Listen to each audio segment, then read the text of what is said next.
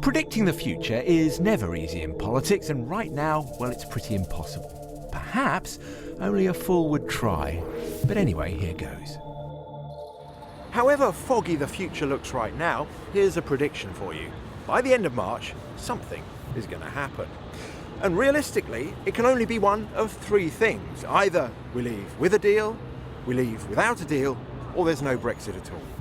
Every route that you go down, you get a really good reason why that route isn't going to happen. But in the end, politics has to find a way through this. According to BBC analysis, Theresa May's deal is heading for a defeat of historic proportions, but opposition among some seems to be softening. Jim Fitzpatrick is a Labour MP who represents a heavily Remain supporting area and voted Remain himself. And yet... I'm talking myself into supporting the Prime Minister's deal next Tuesday against no deal and against further delay. I'm not quite there yet, but I'm not far away. It seems the House isn't yet there at all. But at some point, we need to recognise the danger of no deal is still there, and the only real alternative on the table is the Prime Minister's deal. If the vote is defeated next Tuesday, then what? Well, Parliamentary convention says the Commons shouldn't be asked the same question again. But this is a time when conventions are falling. The decision as to whether or not a question is in substance the same or substantially the same as a question that the House has already decided on, that decision rests ultimately with the Speaker. So this issue could be another one that potentially is controversial and focuses on the Speaker. That being said, there seems to be a view that the Prime Minister could try again, certainly once. So what might the Prime Minister's second chance offer look like? Well, if the EU doesn't move and offer concessions, that suggests the Prime Minister can only win with Labour votes. Could there be her deal plus a customs union? Could that get enough Labour MPs on board? Could there be changes enough that it gets through on Tory votes? That looks extremely unlikely at the moment. Or could there be an even more radical option with a customs union and a single market proposal of the sort that Nick Bowles and Lucy Powell and Rob Halfon have been talking about? Could that get through on the back of a cross-party deal? Those kinds of discussions are going to be going on. What about the last option, leaving with no deal? At the moment, there's a clear majority of MPs who want to avoid that outcome. But it doesn't mean it won't happen. It's the default option. It's what happens unless they vote for something else. But Parliament could perhaps prevent no deal in other ways. Where Parliament has leverage is that pretty much whatever the government might wish to do from here on in, it still needs to have a majority to get its business through. It needs to pass legislation. It still needs to have a majority.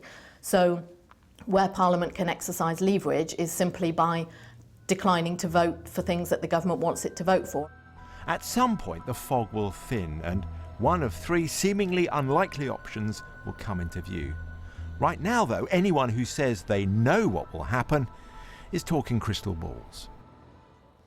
David Grossman, well, we'll be talking something other than that now. Joining me are Jenni Russell, a columnist for The Times, and Patrick O'Flynn, the MEP from the Social Democratic Party, formerly or UKIP. Good evening to you both. Patrick O'Flynn, first of all, was Parliament right to exert and exercise its will this week? After all, they are our elected representatives. No, I think what's happened this week, I would say, is an ultra-conservative and reactionary behaviour from Parliament. And it reminds me, we never had a democratic revolution in this country, so Britain finds it very hard to deal with great direct democracy exercises like the referendum. Now, vast majority of these MPs stood for the Tories or Labour on manifestos that promised to implement the referendum. The vast majority of them have voted for Article 50 to leave on March the 29th. Nothing about a deal being needed whatsoever. But you heard John Bercow say, unless you actually broke precedent at each time, then you'd end up with stasis in Parliament. Well, I would like to see that put into practice in terms of democratising Britain, and I certainly feel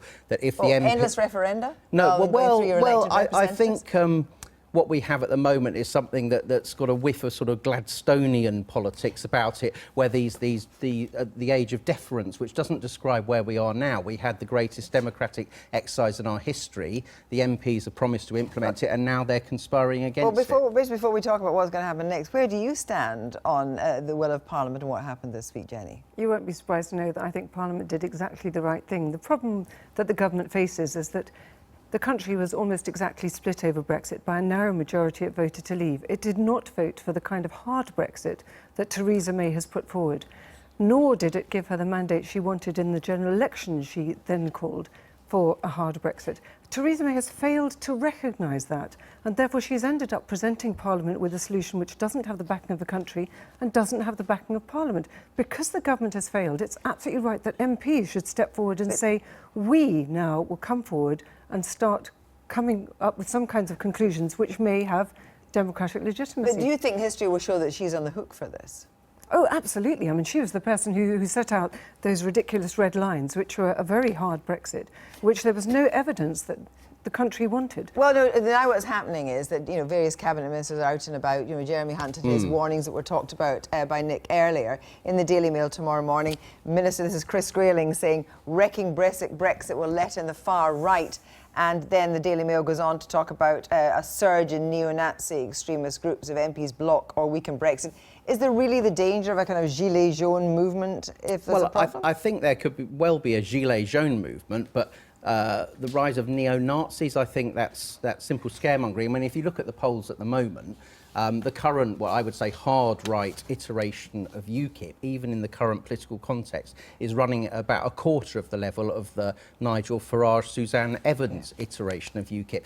That's why I've joined the SDP, because we want to give the mass of millions of Brexit voters a strong Brexit party to vote for that's moderate and not going to the political extremes. And I think that's what Brexit voters want. Well, let's look at actually now what's going to happen next week. And as you know, David Grossman was explaining, it is going to be a cat's cradle.